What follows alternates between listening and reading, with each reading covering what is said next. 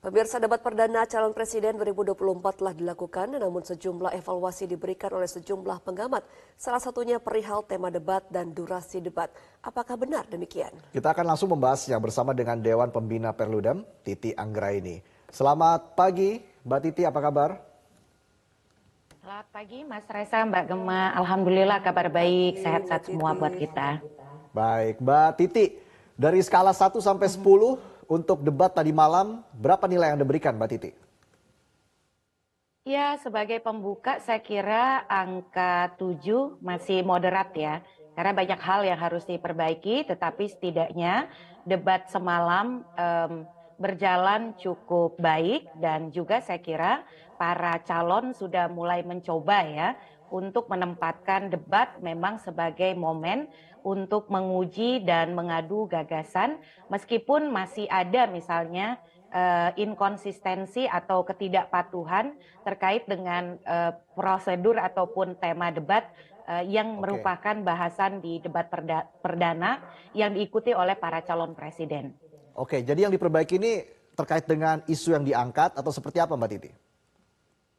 Yang pertama dari sisi teknis dulu, Mas Reza. Jadi kan dari sisi teknis ya, kalau kita lihat, bagi saya sih para pendukung itu mengganggu ya. Karena bagaimanapun ini kan sebenarnya debat kita ingin berkonsentrasi, memahami dengan baik dan fokus terkait visi misi gagasan serta pendalaman yang dilakukan oleh para calon. Tetapi adanya pendukung dengan sorak-sorai, dengan yel-yel, itu bagi saya sih akhirnya bisa mengganggu fokus begitu ya, dan atau bahkan bisa memprovokasi calon. Meskipun bisa saja itu dijadikan sebagai instrumen untuk menguji misalnya daya tahan calon dalam berdebat. Tetapi lagi-lagi kan kita ingin debat capres itu sebagai forum adu gagasan. Ya, pendukung mestinya lebih tertib lagi. Kedepan saya sih berharap KPU itu fokus kepada calon dan juga tim intinya saja. Tidak usah seperti yang kemarin itu kayaknya dari sisi pendukung itu agak loose ya di dalam pengaturan soal tertib debat. Nah, yang kedua itu adalah soal kepatuhan pada tema debat.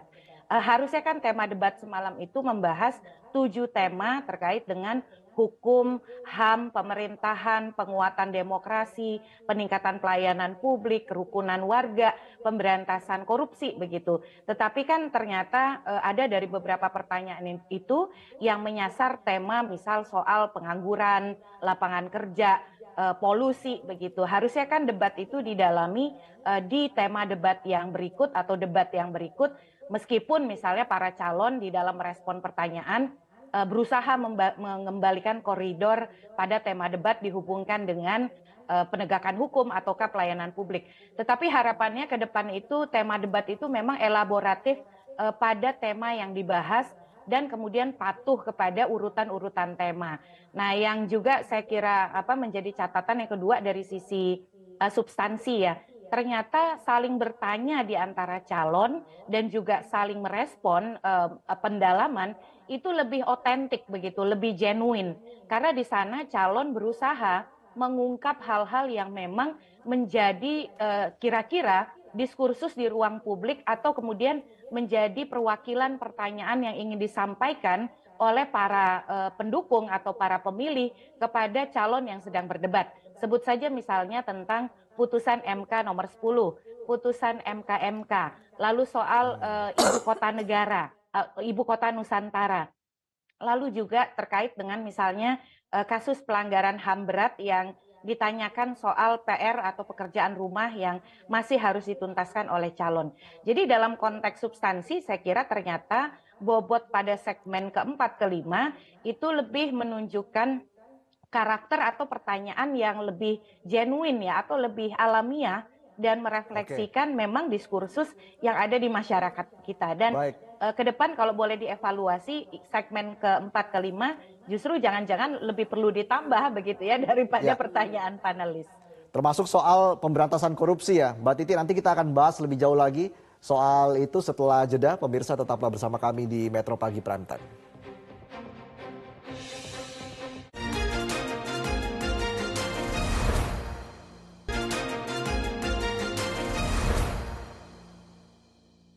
Didukung oleh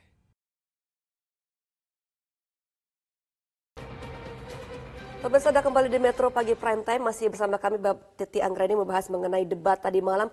Mbak Titi tadi kan mengatakan bahwa tanya jawab antar capres ini kan lebih otentik dan juga lebih genuine. Tapi masihkah diperlukan pertanyaan dan juga tanya jawab antar panelis kepada para capres ke depannya, Mbak Titi? Ya, kalau pertanyaan dari panelis itu kan sebenarnya calon hanya menjawab tanpa kemudian bisa melakukan follow up atau pendalaman begitu.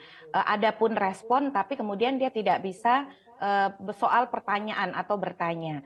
Nah, pertanyaan panelis satu sisi dibutuhkan untuk menjaga koridor isu supaya para calon ini tidak keluar dari tema debat begitu. Apalagi kemudian kalau dari sisi tema ini memang agak ambisius.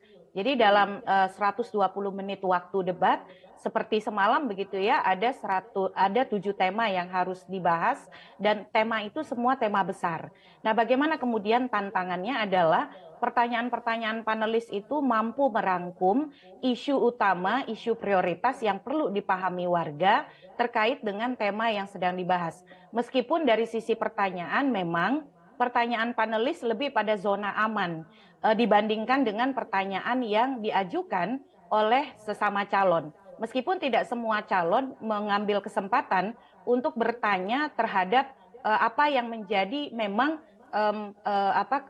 istilahnya itu pertanyaan-pertanyaan publik dari para calon yang menjadi lawan mereka. Misalnya Pak Prabowo kan justru di tengah tema 7 debat itu bertanyanya soal pengangguran, soal lapangan kerja, lalu juga kondisi di Jakarta.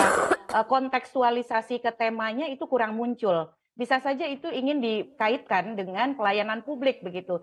Tetapi konteksnya adalah menjadi kurang terhubung, akhirnya dibahas adalah soal bagaimana menciptakan lapangan kerja begitu.